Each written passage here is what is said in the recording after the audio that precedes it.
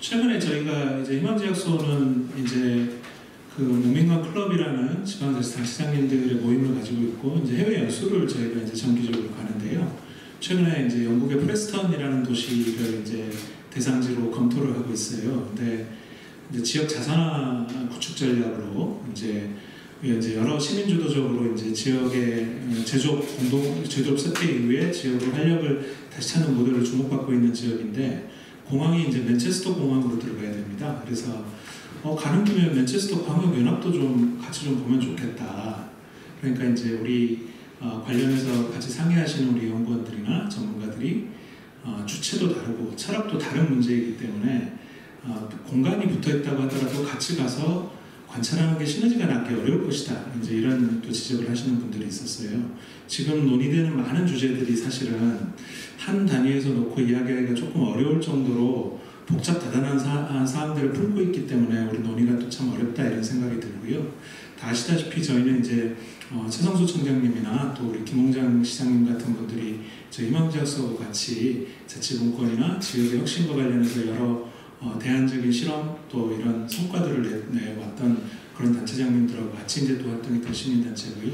저희는 또 저희 입장에서 균형 발전의 문제 또 자치분권의 문제에 대한 또 고민을 좀 새롭게 하고 있는 그런 시점인 것 같습니다. 앞에 전문가분들이 많이 말씀해 주셨기 때문에 같은 이야기를 반복할 필요는 없을 것 같고, 메가시티론과 관련해서 짧게 말씀드리면, 저희가 어쨌든 간에 이제 그동안 우리가 정책식 생태계에서 주로 추구해 왔던 산업도 마찬가지인데요. 패스트 팔로워 전략을 취하기가 어려워졌습니다. 우리가 선진국과 격차가 줄어들어서 간사이 광역연합이나 맨체스터 광역연합이 제대로 작동하고 있는지에 대한 우리 스스로의 평가 없이 이게 괜찮으니까 우리가 따라가면 된다 이렇게 말할 수 있는 상황이 이제 안 되게 되어버렸습니다. 그래서 빨리 평가 작업을 하고 이런 대안 모델들이 정말 우리나라에 작동 가능한가에 대한 고민을 해야 될 것 같고요.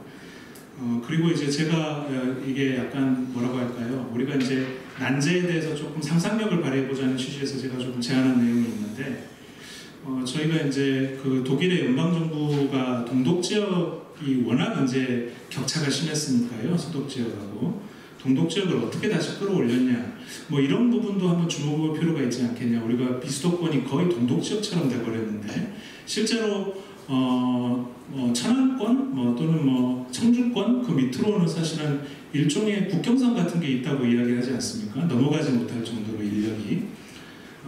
독일 연방정부가 솔리다르팍트라는 이제 연대 협약을 통해서 이제 지역의 그러니까 중앙 연방정부, 주정부 또 도시 이런 것들이 이제 일종의 협약 방식으로 어떻게 다시 지역을 부흥시킬 것인가 이런 것을 협약을 맺고, 그리고 이제 대규모 자원을 투입을 하고 그게 교육, 복지, 도시재생, 마을 공동체 등 여러 가지 영역들을 다 포괄하고 있습니다. 그래서 그걸 어떻게 했는지를 좀 한번 우리가 관찰할 필요가 있겠다.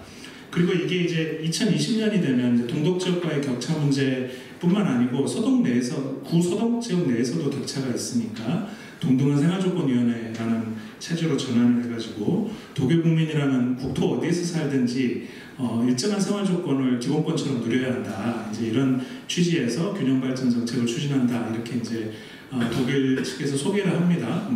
영사관에서 나와서도 그렇게 설명을 하고요. 그래서 우리가 이런 모델들에 대해서도 한번 검토해볼 필요가 있겠다 이런 생각이 듭니다. 지금 있는 이제 우리 자치분권의 문제뿐만 아니라 균형발전의 문제로 우리가 다 그렇게 이야기를 합니다. 공동체 붕괴, 청년 일자리 부족, 여성의 억압적인 사회 시스템과 문화, 이것도 지역 쇠퇴와 관련해서 굉장히 중요한 쟁점입니다. 여성이 없는 곳에 남성도 없고 청년도 없는 것이죠. 육아도 어렵고 보육도 어렵고 교육도 어려우니까 이런 현상들이 나타나는 걸로 보이고요. 교육과 돌봄의 공고에 또 각자 도생의 현실 이런 것들이 다 버무려져서 지금 저희가 이제 이런 현실을 만나고 있는데, 그러면 이런 현실을 타개하는 방법에 대해서 조금 말하자면 근본적인 전환을 목표로 하는 담대한 계획을 할 필요가 있겠다. 자치분권의 기획, 균형발전의 기획도 이런 시대적인 문제에 대해서 응답하는 방식으로 이루어져야 될 것 같다. 이런 정도의 말씀을 드리겠습니다. 감사합니다.